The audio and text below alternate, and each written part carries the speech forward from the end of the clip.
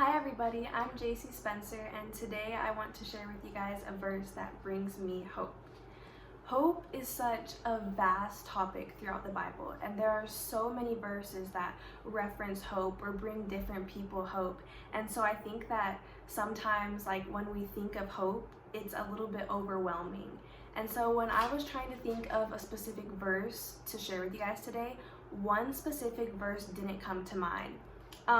I'm an athlete, and as an athlete, especially a Christian athlete, I find myself so often putting my hope in God, and just whether it be to have Him carry me through my races or just to know whatever is going to happen is in His will.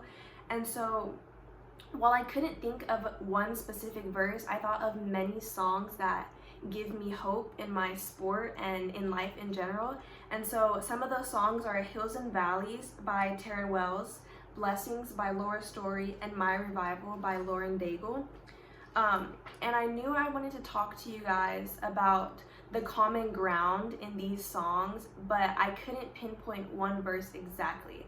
And then I remembered that last week I went on a run and I decided to listen to a Sadie Robertson podcast, and the guest speaker was Pastor Judah Smith, and they were talking about when Jesus raised Lazarus from the dead. And there was one point that was so profound in this whole podcast that I remembered.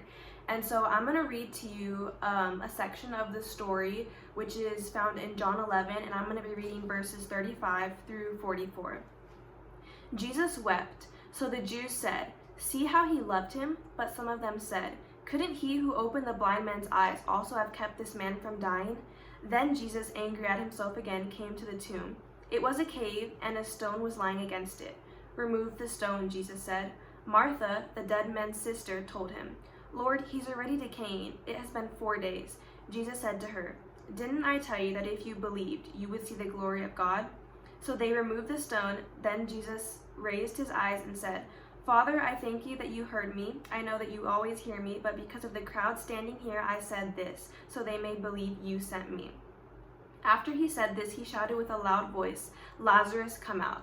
And if you guys know this story, Lazarus then came out from the grave because he was dead.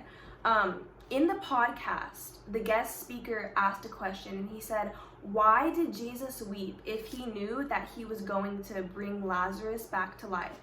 And I thought this was a great question, because then he goes to say that the emotion in this point in time that everybody was feeling was it wasn't any less real, because Jesus knew that something better was coming. And I think that is such a great thing to remember, that Jesus feels with us, and that's what gives me hope. It's good to have hope in the future and know that God is going to bring something for you, but sometimes the future can seem so far-fetched that it's hard to remain hopeful in His plan. And when we're in such dark places, or if we're in bad spots in our lives and we can't see what God could have that's better for us, that's when we can have hope in the present. And I think that is so important, because having hope in the present can help you have hope in the future. And having hope in the present means that we can find hope in the fact that Jesus is with us, and He's walking through us in everything. He feels our hurt. He knows our troubles. He's with us in our pain. And to us, things may feel like a minor setback, but to God, it's just a major comeback. And I think that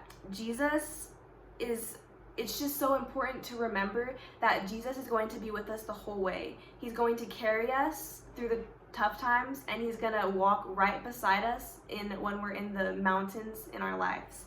And that's what gives me hope, knowing that we aren't alone in anything that we go through, no matter where we are in our walk.